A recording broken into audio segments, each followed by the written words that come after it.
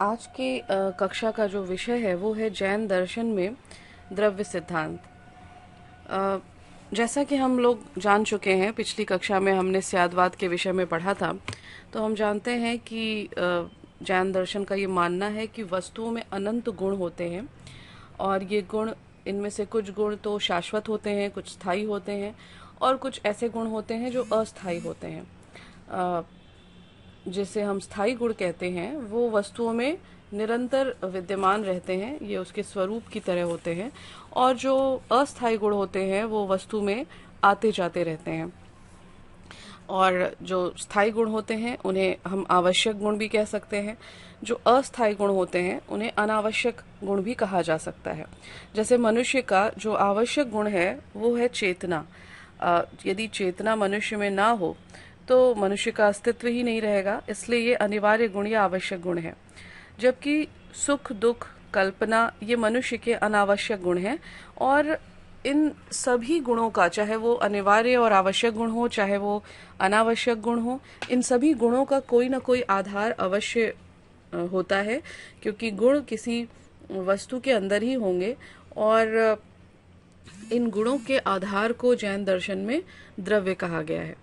तो जैन दर्शन वस्तु के आवश्यक गुणों को, आवश्यक स्वरूप को, जो उस वस्तु के स्वरूप को निर्धारित करते हैं, उन्हें गुण कहते हैं।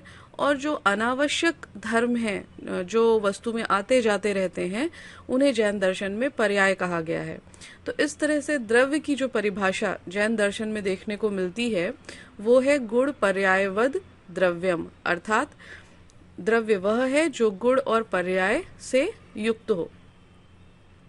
तो इस तरह से जैन दर्शन जो है वो अपने द्रव्य सिद्धांत में एक वस्तुवादी सिद्धांत है, क्योंकि वो मानता है कि वस्तुओं में अनंत धर्म है, अनंत गुण हैं, पर्याय हैं, जो मनुष्य के आत्मा से स्वतंत्र वस्तु के अंदर पाए जाते हैं। और ज्ञान की प्रक्रिया में हम उन हम वस्तुओं को उनके इन गुणों के साथ कभी सापेक्षिक रूप से और कभी निरपेक्ष रूप से जानते हैं। तो जैन दर्शन मानता है कि जो द्रव्य हैं वो दो तरह के हैं। कुछ द्रव्य जो है वो अस्थिकाय द्रव्य हैं और कुछ अनस्थिकाय द्रव्य हैं। अस्थिकाय द्रव्य अर्थात काय से तात्पर्य है शरीर से और अस्थि का मतलब है। तो जिसके पास शरीर है, जो विस्तारित हो सकता है, वो अस्थिकाय द्रव्य है। और अनस्थिकाय द्रव्य जो एक्सटेंड नहीं हो सकता, जो विस्तारित नहीं हो सकता, वो अनस्थिकाय द्रव्य है। तो जैन दर्शन के अनुसार काल या टाइम ये एकमात्र अनस्थिकाय द्रव्य है, जबकि जीव और अजीव ये अस्थिकाय द्रव्यों की श्रेणी में आते हैं। जीव से तात्पर्य जो लिविंग बीइंग्स हैं, जो लिविंग थिंग्स हैं, और जो अजीव अर्थात नॉन लिविंग हैं, ये दोनों किस में आते हैं? ये दोनों अस्थिकाय द्रव्यों के अंतर्गत आते हैं। पुनः जो अजीव हैं वो भी चार प्रकार के हैं: धर्म, अधर्म, आकाश और पुद्गल। और जीव के भी कुछ विशेष प्रकार हैं जिनका उल्लेख हम लोग अलग से जीव के संबंध में जब विचार करेंगे तो उसकी चर्चा करेंगे। यहाँ द्रव्य सिद्धांत में हम अनस्थिकाय द्रव्य काल और अस्थिकाय द्रव्य अजीव तथा उसके भेदों पर चर्चा करेंगे। अजीव द्रव्यों में जो धर्म और अधर्म नामक जो दो द्रव्य हैं, इन धर्म और अधर्म से तात्पर्य किसी भी तरह के धार्मिक पूजा पाठ, पुण्य पाप इत्यादि से इसका तात्पर्य नहीं है, बल्कि जैन दर्शन में धर्म और अधर्म शब्द का प्रयोग एक बहुत ही विशेष अर्थ में किया गया है। यहाँ वस्तुओं को चलायमान रखने के लिए जो द्रव्य सहायक होता है उसे जो है उसके लिए धर्म शब्द का प्रयोग किया गया है। जैसे मछली जल में तैरती है, परंतु मछली का जल में तैरना केवल मछली की अपनी कुशलता नहीं है, बल्कि उसके तैरने के लिए जो अनुकूल वहाँ वातावरण है, जल है, उसकी वजह से ही मछली तैर पाती है। तो गति में सहायक वस्तु को यहाँ धर्म कहा गया, अर्थात जल जो है वो मछली के संदर्भ में धर्म है, क्योंकि वो मछली की गति में सहायक है। और इसके विपरीत अधर्म वह है जो किसी वस्तु को स्थिर रखने में सहायक होता है। उदाहरण के लिए, अगर कोई व्यक्ति बहुत देर से यात्रा कर रहा है और वो थक चुका है चलते चलते, और उसको वृक्ष की छाया दिखती है और उसके नीचे वो विश्राम करता है, तो वहाँ उस संदर्भ में उस व्यक्ति के लिए वो एक अधर्म की तरह है, क्योंकि वो उसे उसके रुकने में, उसके ठहरने में उसकी मदद कर रहा है। तो यहाँ धर्म और अधर्म से बिल्कुल भी हमें पाप और पुण्य की इत्यादि का बोध नहीं होना चाहिए। यहाँ पर जो गति में सहायक हो वो धर्म है, और जो विश्राम में सहायक हो, स्थिरता में सहायक हो, वो अधर्म कहा जाता है। इसी तरह एक दूसरा जो अजीव द्रव्य है वो है पुद्गल। तो जैन दर्शन मैटर के लिए, जड़ तत्व के लिए, भूत तत्व के लिए पुद्गल शब्द का प्रयोग करता है।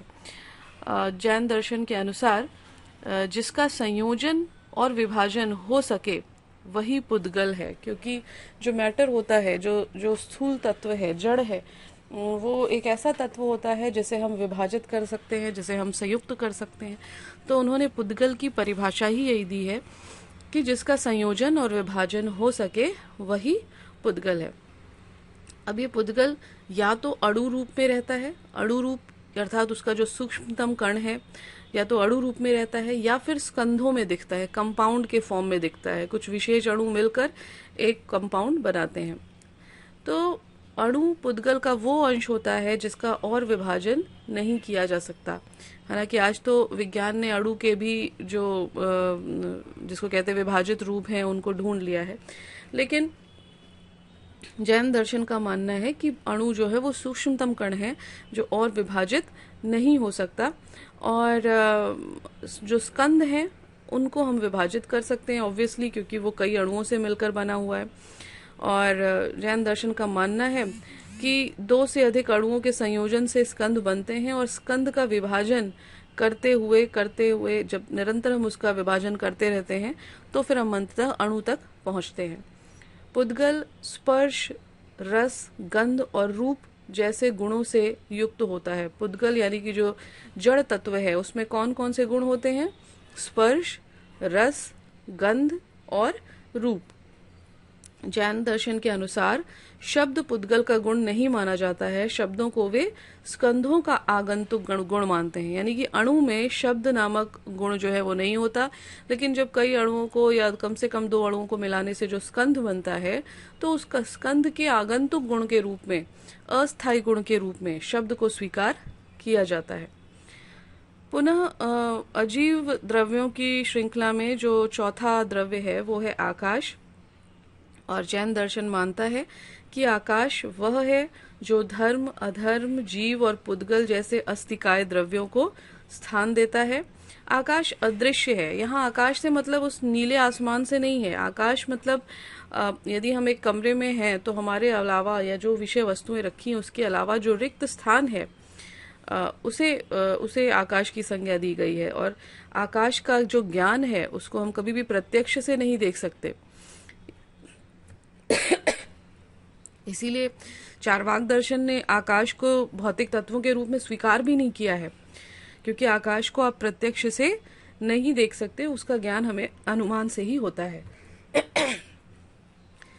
आकाश ही जो वो द्रव्य है जो विस्तार युक्त द्रव्यों को विस्तारित होने के लिए स्थान देता है। और 2 तरह के आकाश की बात की गई है, एक लोकाकाश और एक अलोकाकाश। लोकाकाश में जीव, पुद्गल, धर्म और अधर्म ये निवास करते हैं, और अलोकाकाश एक ऐसे आकाश की कल्पना है जैन दर्शन में जो इस संसार से बाहर है। तो इस तरह से धर्म, अधर्म, पुद्गल और आकाश ये 4 जो हैं वो अजीव द्रव्य हैं जो अस्तिकाय द्रव्यों के अंतर्गत आते हैं। पुनः एक अनस्तिकाय द्रव्य भी जैन दर्शन में स्वीकार किया गया है जिसे हम काल कह सकते हैं या काल कहते हैं। काल को अनस्तिकाय कहा जाता है क्योंकि यह कोई स्थान नहीं घेरता, और वस्तुओं में जो परिणाम होता है, वस्तुओं के अंदर जो परिणाम दिखाई देता है, उसकी व्याख्या के लिए ही हम काल को स्वीकार करते हैं। जैसे एक फल जो है वो कच्चा, मान लीजिए एक आम है, और हम देखते हैं कि कुछ समय बाद वो पक गया, तो इन 2 अवस्थाओं की जो व्याख्या है वो काल के कॉन्सेप्ट को स्वीकार करने से ही हम कर सकते हैं। गति की व्याख्या के लिए भी हमें काल को मानना पड़ता है। कोई वस्तु, कोई गेंद एक जगह पे है और अभी वो लुढ़कती हुई दूसरी जगह पे पहुंच जाती है कुछ क्षणों के बाद। तो ये जो भेद है उसकी स्थिति में, उसकी गति जो दिखाई दे रही है, उसकी व्याख्या भी हम तब तक नहीं कर सकते जब तक हम टाइम के कॉन्सेप्ट को या काल के कॉन्सेप्ट को स्वीकार नहीं करते। इसे तभी सबसे हम कह सकते हैं इन चीजों को, चाहे वो गति हो या जो अवस्थाओं में परिवर्तन होता है वस्तुओं के, इनको हम तभी स्वीकार कर सकते हैं जब हम काल के कॉन्सेप्ट को स्वीकार करें। इसी तरह प्राचीन, नवीन, पूर्व, पश्चात, ये जो सारी बातें हम चर्चाएं करते हैं, इन सभी शब्दों के भेदों को भी व्याख्यायित करने के लिए काल को मानना न्याय संगत है। जैन दर्शन में दो तरह के काल की कल्पना की गई है। एक है पारमार्थिक काल, और जिसको हम रियल टाइम कह सकते हैं, और दूसरा है व्यवहारिक काल या एम्पिरिकल टाइम। तो जो व्यवहारिक जीवन में काल को हम जिस रूप में जानते हैं, जैसे क्षण, प्रहर, घंटा, मिनट, दिन इत्यादि, ये व्यवहारिक काल के उदाहरण हैं, और इनका आरंभ और अंत होता है। जबकि पारमार्थिक काल जो है, जिसके अंतर्गत सब कुछ स्थित है, वो नित्य है और वो अमूर्त है। तो इस तरह से जैन दर्शन में काल की भी स्वीकृति है, यद्यपि उसे अनस्तिकाय द्रव्य के अंतर्गत रखा गया है। द्रव्य के अंतर्गत ही जीव की भी चर्चा की जाती है, क्योंकि अस्तिकाय द्रव्यों में दो द्रव्य माने गए हैं, जीव और अजीव। अजीव की चर्चा हमने अभी की है, और जीव की चर्चा भी अपने आप में महत्वपूर्ण है, क्योंकि कुछ विशेष प्रकार के जीवों की बात की गई है, जीव की विशेषताओं की चर्चा की गई है, और इसका उल्लेख हम अगली कक्षा में करेंगे। और उसके लिए एक सेपरेट डिस्कशन की आवश्यकता है, क्योंकि जीव जो है वो जैन दर्शन में आत्मा के लिए प्रयुक्त किया गया शब्द है। और इन्हीं शब्दों के साथ मैं अपनी बात को समाप्त करती हूँ। आपको ये ध्यान रखने की आवश्यकता है कि जैन दर्शन अपने द्रव्य विचार में पूरी तरह वस्तुवादी है, क्योंकि वो वस्तुओं के अनंत गुणों के स्वतंत्र अस्तित्व को स्वीकार करता है, और साथ ही साथ जैन दर्शन अपने द्रव्य सिद्धांत के संदर्भ में अनेकांतवादी है, क्योंकि वस्तुओं के अनंत गुणों की बात करता है। और इस तरह से हम जैन दर्शन में द्रव्य सिद्धांत की विवेचना कर सकते हैं। धन्यवाद।